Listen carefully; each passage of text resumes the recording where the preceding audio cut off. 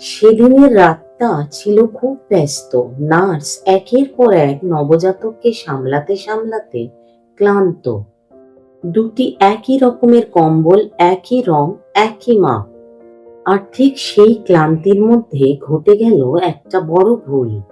Nurse দুটি নবজাতককে বদলে ফেলল তার নিজের অজান্তেই। ধনীর ছেলে বড় হতে লাগলো গরিব পরিবারের ঘরে। সেই পরিবারে ছিল অপরিসীম ভালোবাসা, কিন্তু ছিল না কোনো বৈভব। আর গরিবের ছেলে বড় হতে লাগলো ধনীর বাড়িতে, যেখানকার জীবন ছিল বিলাসবহুল, বৈভবে মোড়া। যখন আপনি জানতে পারবেন যে আপনার জীবন আরো ভালো হতে পারত, আরো অনেক ভালো, কিন্তু ভালো তো হয়নি, উল্টে বেঁচে থাকার জন্য নিদারুণ সংগ্রাম করে বড় হতে হয়েছে। 60 বছর বয়সী একজন জাপানি ট্রাক ড্রাইভার যখন আবিষ্কার করলেন যে তিনি একটি ধনী পরিবারে জন্মগ্রহণ করার পর জন্মের সময় অন্য শিশুর সঙ্গে পাল্টে গেছেন, তখন তাকে এই সমস্যার মুখোমুখি হতে হয়েছিল। এই ট্রাক ড্রাইভার ব্যক্তি 100 বর্গফুটের একটি অ্যাপার্টমেন্টে একক মায়ের দ্বারা লালিত পালিত হয়েছেন।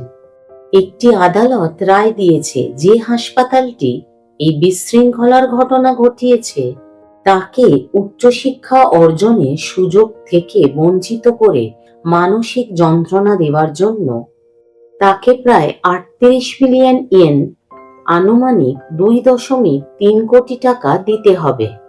2013 সালের এক্সচেঞ্জ রেট অনুযায়ী এটি বলা হয়েছিল।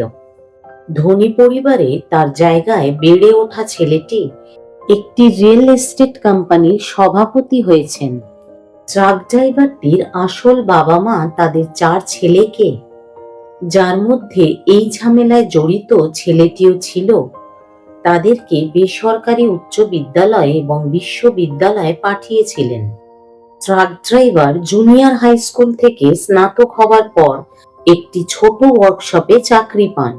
পরে তিনি ইন্ডাস্ট্রিয়াল হাই স্কুলের নাইট ক্লাসে যোগ দেন। এখন একজন ট্রাক ড্রাইভার হিসেবে কাজ করেন। হাসপাতালের ভুল উন্মোচিত হওয়ার আগেই তার আসল মা বাবা মারা যান। আদালত বলছে যে 2009 সালের জানুয়ারি মাসে করা ডিএনএ পরীক্ষার ফলাফল 60 বছর আগের এই বিভ্রান্তিকর ঘটনাটি নিশ্চিত করেছে। লোকটির প্রকৃত ভাইদের দীর্ঘ অনুসন্ধানের পর এই রায় দেওয়া হয়েছে। বড় ভাইয়ের চেহারা দেখে তার ভাই বোনেরা প্রথম থেকেই সন্দেহ করত। তারা ছোট থেকে বুঝতে পারত যে তাদের বড় ভাইয়ের আচরণ তাদের কারোর মতোই নয়।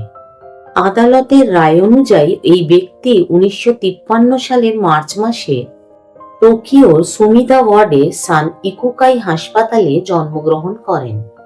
হাসপাতালের কর্মীরা তাকে এমন এক দম্পতির ছেলে ভেবে ভুল করেছিলেন যাদের আসল ছেলের জন্ম হয়েছিল তার প্রসবের 13 মিনিট পরে।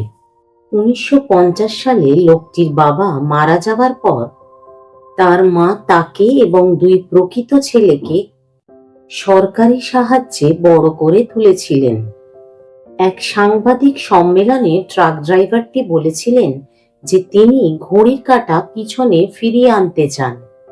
যখন আমি আমার আসল মা বাবা সম্পর্কে জানতে পারি তখন আমার মনে হয়, আহা, তারা আমাকে কত বড় করে তুলতেন।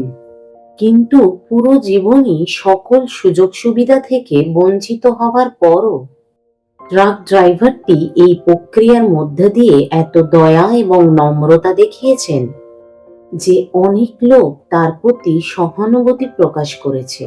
ট্রাক ড্রাইভারটি বলেছিল যে তাকে লালন পালনকারী পরিবার এবং তার জন্মদাতা বাবা মা উভয়ের প্রতি সে কৃতজ্ঞ, এবং সে এটাও বলে যে তার সাথে স্থান পরিবর্তনকারী ছেলেটির প্রতি তার কোনো শত্রুতা, বিরক্তি বা তিক্ততা নেই। সে আরো বলেছিল যে আমরা দুজনেই এর শিকার, আমি তার উপর রাগ করতে পারি না। এই ঘটনাটি প্রকৃতি বনাম জেনেটিক্সের প্রভাব নিয়ে বিতর্ককে আবার নতুন করে উস্কে দিয়েছে। এটি ইতিবাচক প্রমাণ যে আপনার পটভূমি যাই হোক না কেন, প্রকৃত লালন পালনকে অতিক্রম করতে পারে না। ট্রাক চালকের কয়েক দশকের কষ্ট লালন পালনের স্থায়ী প্রভাব তুলে ধরে। অন্যদিকে অগ্নি পরীক্ষার মধ্য দিয়ে তার করুণা এবং নম্রতা ব্যাপক সহানুভূতি অর্জন করেছে। জন্মের কয়েক মিনিটের মধ্যে জীবনের পরিস্থিতি নাটকীয়ভাবে পরিবর্তিত হতে পারে। উপস্থাপনাটি কেমন লাগলো জানিও। ভালো লাগলে লাইক করো, সাবস্ক্রাইব না করে থাকলে সাবস্ক্রাইব করো, আর অনেক অনেক শেয়ার করো।